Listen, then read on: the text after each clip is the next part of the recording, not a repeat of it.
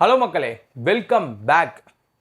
இந்த RAM price increase ஆனதுனால mobile ப்ரைஸிங்லாம் increase ஆகிட்டே போயிட்டுருக்கு. ஸோ அந்த செக்மெண்ட்டில் வந்து இந்த சுச்சுவேஷனில் இப்போ நிறைய பேர் வந்து இந்த செக்மெண்ட் வைஸ் யூஸ்டு மார்க்கெட்லேயே மொபைல் வாங்க ஆரம்பிக்கிறாங்க.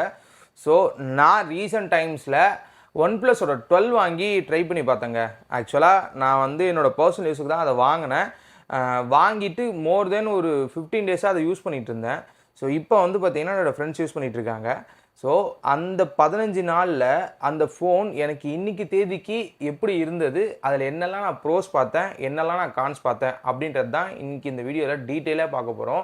பிகாஸ் இந்த ஒன் ப்ளஸ் 12 வந்து ஆல்மோஸ்ட் யூஸ்டு மார்க்கெட்டில் வந்து 25Kலேருந்து 35Kக்குள்ளே கிடைக்கிது. இப்போ நான் வாங்கினது 27Kக்கு வாங்கினேன். நான் வாங்கினது ஆக்சுவலாக பில்லோட தாங்க வாங்கினேன். அவங்க பில்லோட தான் வந்து நான் டேரெக்டாக கஸ்டமர்கிட்டருந்து வாங்கினேன். ஸோ பில்லோட வாங்கினேன்.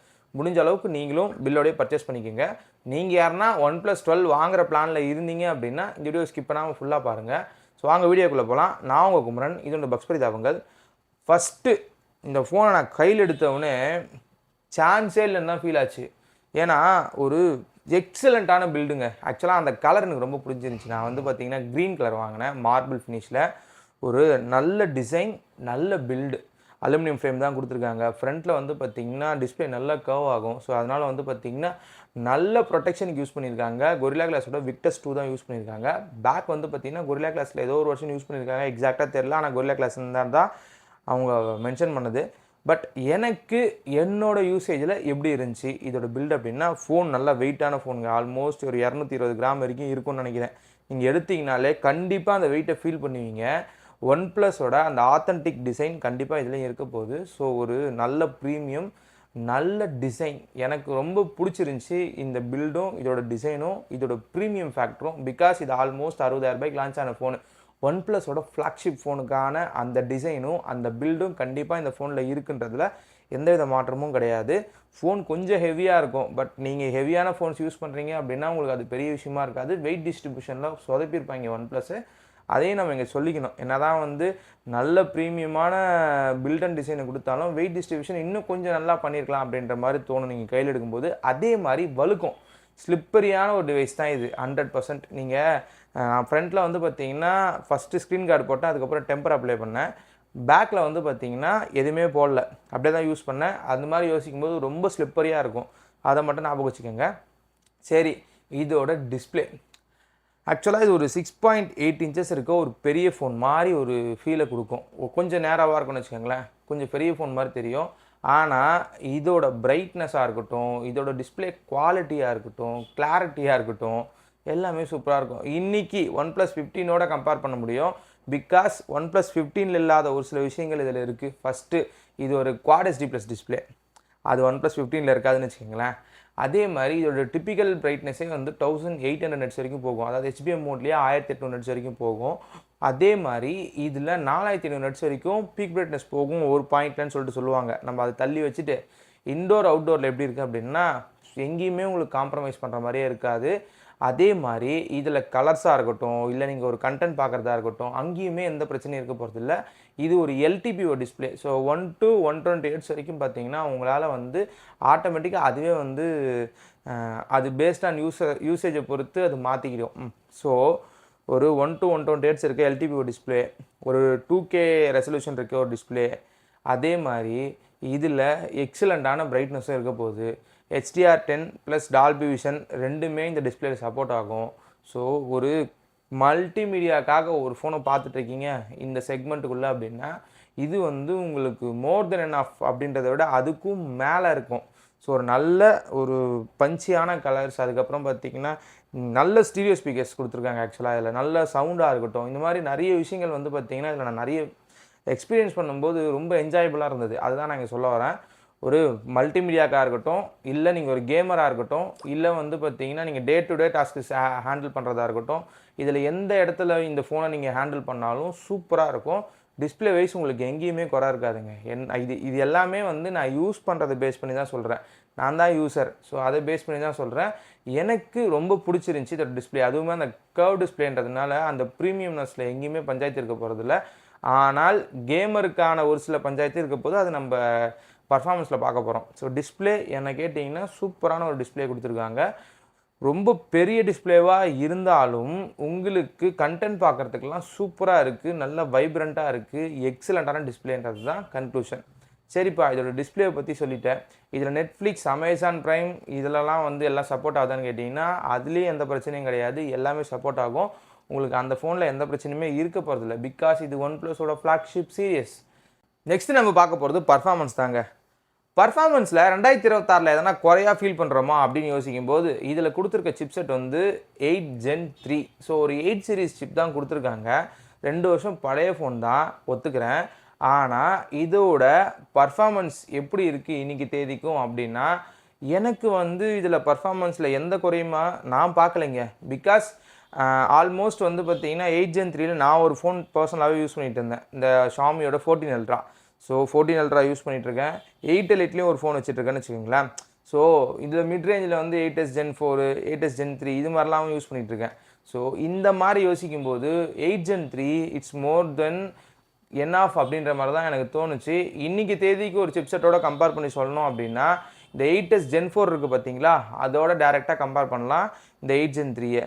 ஸோ இன்றைக்குமே வந்து பார்த்திங்கன்னா ஒரு தரமான சிப்பு தான், எங்கேயுமே உங்களை காம்ப்ரமைஸ் பண்ண போகிறதில்ல. கேமிங்க்கும் பிரச்சனை கிடையாது, அதே மாதிரி உங்களுக்கு கேம் மோடுக்கும் எந்த பிரச்சனையும் கிடையாது. ஆனால் கேம் ஆடும்போது ஒரு சில விஷயங்களை நீங்கள் பார்க்கணும். பிகாஸ் ஃபோன் பயங்கரமாக ஹீட் ஆகும், வார்ம் இல்லை, ஃபோன் கொதிக்கும். சைடில் ஃப்ரேமு, பேக்கில் வந்து பார்த்திங்கன்னா கிளாஸ் கொடுத்துருக்குறது, இதெல்லாம் பார்த்திங்கன்னா நீங்கள் இப்போ நான் செக் பண்ணது வந்து பார்த்திங்கன்னா மொபைல் டேட்டா வச்சு கேம் ஆடுறது தான். ஸோ அந்த மாதிரி விளையாடும்போது ஒரு 1 hour நான் விளையாடுறேன் அப்படின்னா கண்டிப்பாக ஃபோன் ஹீட் ஆகும். அங்கே எங்கேயுமே உங்களுக்கு காம்ப்ரமைஸ் இருக்காது. ஃபோனில் எதனா த்ராட்டல் ஆகிற மாதிரி இருக்கா அப்படின்னு கேட்டிங்கன்னா அங்கே எதுவும் பிரச்சனை இல்லை, உங்களுக்கு அதெல்லாம் பர்ஃபெக்டாக ஒர்க் ஆகுது. ஹீட் ஆனாலும் ஃபோன் நல்லா ஒர்க் ஆகுது, அது வந்து பார்த்திங்கன்னா ஒரு நல்ல விஷயம். கேமிங்க்கு எந்த பஞ்சாயத்து இருக்க போகிறதில்ல. அதை தவிர்த்து நீங்கள் கேம் ரொம்ப ஆடுவீங்க அப்படின்னா நான் இந்த ஃபோனை ப்ரிஃபர் பண்ண மாட்டேன், அந்த ஹீட்டிங்காக மட்டும். அதர்வைஸ் நீங்கள் ஒரு நல்ல கவரு இதில் விஷயங்கள் பார்த்துட்டு யூஸ் பண்ணிவிட்டு அப்படி கேம் விளாட்றீங்க அப்படின்னா உங்களுக்கு அந்த ஹீட் வந்து பெருசாக தெரியாது அப்படின்றதான் இங்கே நான் சொல்ல வர்றது.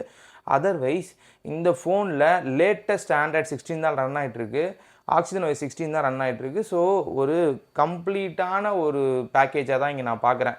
பிகாஸ் ஒரு நல்ல பர்ஃபார்மன்ஸு, ஒரு நல்ல ஓஎஸ்ஸு, கஸ்டமைசேஷன் வந்துருச்சு.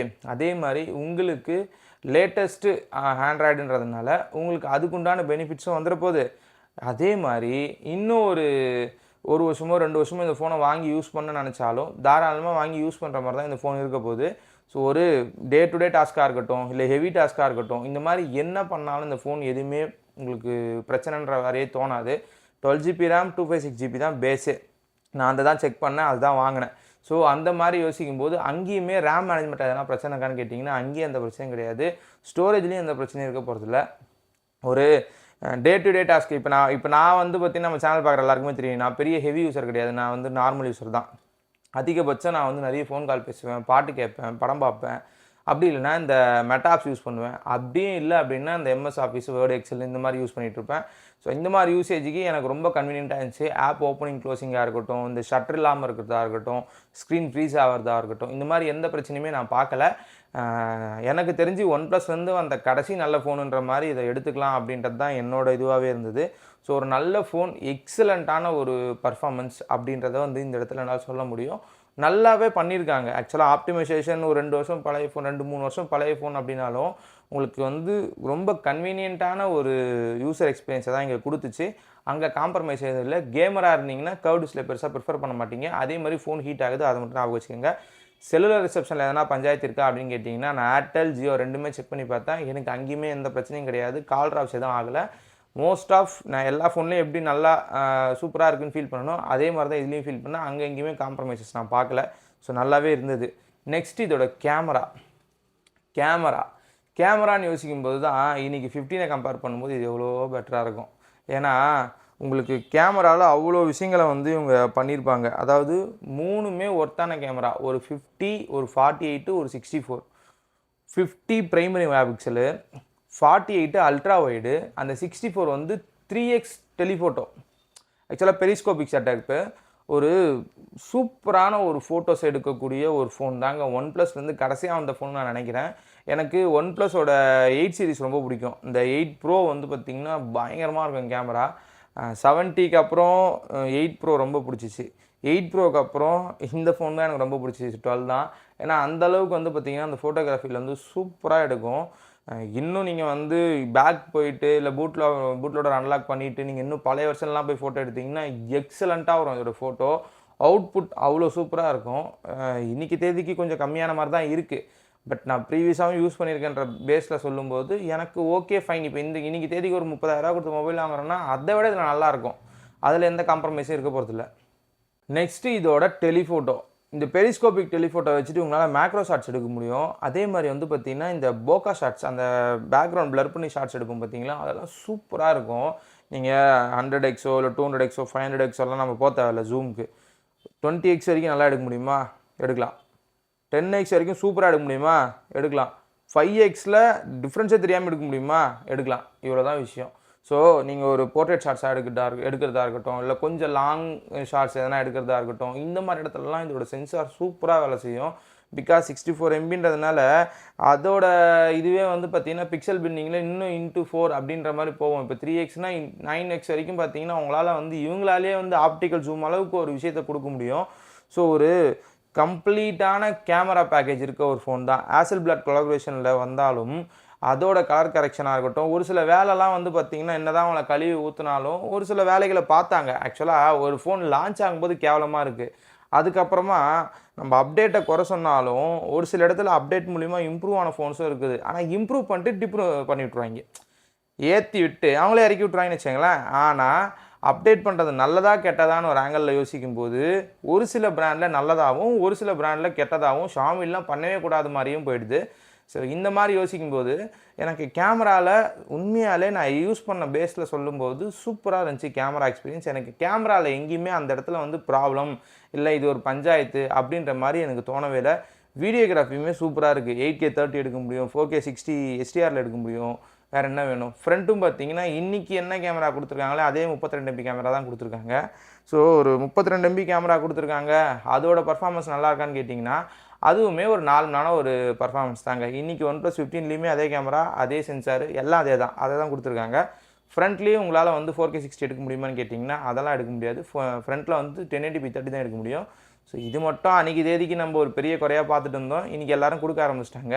ஸோ ஒரு நல்ல ஃபோட்டோகிராஃபி எடுக்கணும், நல்ல வீடியோகிராஃபி எடுக்கணும், எனக்கு வீடியோ ஸ்டேபிளாக வேணும். எனக்கு வந்து பார்த்திங்கன்னா நான் அல்ட்ரா வைடில் நிறைய ஃபோட்டோஸ் எடுப்பேன். அதே மாதிரி எனக்கு வந்து டெலிஃபோட்டோ ரொம்ப முக்கியம் அப்படின்னா தாராளமாக OnePlus 12 என்னால் கன்சிடர் பண்ண முடியும். சூப்பரான அவுட்புட் கிடைக்கும், எக்ஸலண்ட்டான அந்த போர்ட்ரேட் ஷாட்ஸ்லாம் கிடைக்கும், நல்ல வீடியோகிராஃபி எக்ஸ்பீரியன்ஸ் கிடைக்கும், ஸ்டேபிளான வீடியோஸு. ஸோ ஒரு நல்ல கேமரா இருக்க, ஒரு நல்ல கேமரா செட்டப் இருக்க ஒரு மொபைல் OnePlusலேருந்து எனக்கு தெரிஞ்சு 13க்கு முன்னாடி இப்போ 13லேயும் பார்த்தீங்கன்னா இந்த ட்ரைப்ரிசம்னு ஒரு விஷயம் கொண்டு வந்தாங்க, மேக்ரோ ஷாட்ஸ்லாம் படுத்துக்குச்சு. ஸோ அந்த மாதிரி யோசிக்கும்போது ஒரு நல்ல கேமரா செட்டப் இருக்க ஒரு ஃபோன் அப்படின்றத வந்து சொல்லலாமா ஈஸியாக? அப்படி தான் நான் வந்து யூஸ் பண்ணும்போது ஃபீல் பண்ணேன். சரி, இதோட பேட்டரி 5400 mAh கொடுத்துருக்காங்க, 100 வாட் சார்ஜர் கொடுத்தாங்க, 50 வாட் ஒயர்லெஸ் சார்ஜிங் கொடுத்துருக்காங்க. எனக்கு 1 டே அவ்வளோதான், எனக்கு 1 டே தான் வருது, அதிகமாகலாம் வரல. ஸ்க்ரீன் ஆன் டைம் கணக்கு போட்டு பார்த்தீங்கன்னா ஒரு 4 to 6 ஹவர்ஸ்க்குள்ளே வரும் என்னோடய யூசேஜுக்கு. நீங்கள் ஹெவியாக யூஸ் பண்ணுறீங்கன்னா 4 ஹவர்ஸ் தான் வரும், லைட்டாக யூஸ் பண்ணுறீங்கன்னா 6 ஹவர்ஸ் மேலே வரும். ஸோ பேட்டரி லைஃப்லேயும் எனக்கு எந்த பிரச்சனையும் கிடையாது. பிகாஸ் ஒரு 2-3 வருஷம் பழைய ஃபோனுன்றதுனால நான் அங்கே குறைலாம் சொல்ல முடியாது. நல்ல பேட்டரி லைஃப் எனக்கு கிடைக்குதா இன்றைக்கி தேதிக்குன்னு கேட்டிங்கன்னா கிடைக்குது. 5400 mAh எனக்கு ஓரளவுக்கு நல்லாவே பர்ஃபார்ம் வந்து டே டு டே யூஸ் பண்ணும்போது நான் இது என்னோடய ப்ரைமரி டிவைஸாக தான் 10 நாள் யூஸ் பண்ணேன். அதுக்கப்புறமா செகண்டரி டிவைஸாக யூஸ் பண்ணும்போது எனக்கு அடிஷனல் 1 hour 2 hour வந்து பார்த்திங்கன்னா எக்ஸ்டெண்ட் ஆச்சு டைமிங்கில். ஸோ காலைல 9 மணிக்கு போட்டு போகிறேன் அப்படின்னா நைட்டு 9 மணிக்கு எனக்கு வீட்டுக்கு வரும்போது ஆல்மோஸ்ட் நான் ப்ரைமரியாக யூஸ் பண்ணும்போது 15% சார்ஜ் இருந்துச்சு, செகண்டரியாக யூஸ் பண்ணும்போது ஒரு 25 to 35 வரைக்குமே சார்ஜ் இருந்துச்சு. இதுதான் வந்து பார்த்திங்கன்னா என்னோடய யூசேஜில் மாறுறது. ஸோ யூஸரை பொறுத்து யூசேஜை பொறுத்து உங்களுக்கு கண்டிப்பாக பேட்டரி லைஃப் மாறும். ஸ்க்ரீன் ஆன் டைம்ன்றது வந்து ஒருத்தர் யூஸ் பண்ணுறதை பேஸ் பண்ணி தாங்க, டிவைஸை பேஸ் பண்ணி யூஸ் பண்ணுறதை பேஸ் பண்ணி என்விரான்மெண்டலில் பேஸ் பண்ணி வரக்கூடிய ஒரு அவுட்புட். அதை வந்து நம்ம எனக்கு வந்துருச்சு உங்களுக்கு வருதுன்னு நான் சொல்ல முடியாது. ஸோ என்னோடய யூசேஜில் இதுதான் வந்தது. சரிப்பா, ஃபைனலாக இந்த ஃபோன் ஏன் வாங்கணும், யார் வாங்கலாம் அப்படின்னு ஒரு கேள்வி இருக்குங்களே. என்கிட்ட வந்து பார்த்திங்கன்னா ஒரு 30K பட்ஜெட் இருக்குது. ஸோ நான் வந்து பார்த்திங்கன்னா எனக்கு OnePlusலேருந்து ஒரு நல்ல ஃபோன் வேணும், இல்லை எனக்கு ஒரு நல்ல கேமரா செட்டப் இருக்க ஒரு ஃபோன் வேணும். ஆனால் என்னால் இந்த ஃபோனை புதுசாக வாங்க முடியாது, வாங்கினா ஒரு 60,000 70,000 வரும், என்கிட்ட அவ்வளோ பட்ஜெட் இல்லை. அதனால் நான் யூஸ்டு மார்க்கெட்டில் போய் பார்க்குறேன். எனக்கு நல்ல டிஸ்பிளே, எக்ஸலண்ட் பில்டு குவாலிட்டி, அதே மாதிரி நல்ல கேமரா செட்டப்பு, நல்ல பேட்டரி லைஃபு இதெல்லாம் இருக்கிற மாதிரி ஒரு ஃபோன் வேணும் அப்படின்னா தாராளமாக இந்த ஒன் ப்ளஸோட 12 நீங்கள் கம்பேர் பண்ணலாம். ஸோ கூடவே நீங்கள் ஐஃபோன் எதனா யூஸ் பண்ணுறதா இருந்தால் 15 இந்த செக்மெண்ட்டில் உங்களுக்கு யூஸ்டு மார்க்கெட்டில் கிடைக்கும். இல்லை அப்படின்னா சோனி ஒரு இடத்துல கிடைக்கும், பிக்சல் கிடைக்கும், இந்த மாதிரி கிடைக்கும். இங்கேருந்து இதை தனியாக காட்டுறதே வந்து பார்த்திங்கன்னா இதோட கேமரா செட்டப்பும் இதோட பில்டு குவாலிட்டியும் இதோட டிஸ்பிளேவும் தான். ஸோ நீங்கள் கன்சிடர் பண்ணுறதா இருந்தால் தாராளமாக கன்சிடர் பண்ணலாம். கம்பேர் பண்ணி பார்க்கறதுனால தாராளமாக கம்பேர் பண்ணி பாருங்கள். ஸோ கன்க்ளூஷன் நீங்களே முடிவு பண்ணிக்கிங்க வாங்கலாமா வேணாமான்றதை. ஸோ அவ்வளோதான் என்னோடய வீடியோ. இந்த வீடியோ பிடிச்சிருந்தா லைக் பண்ணுங்கள், சப்ஸ்கிரைப் பண்ணுங்கள், ஷேர் பண்ணுங்கள். ரெகுலராக நம்ம சேனலில் கண்டென்ட் வந்துட்டுருக்கு. ஸோ கொஞ்சம் சப்போர்ட் பண்ணிங்கன்னா பெட்டராக இருக்கும். Thank you friends.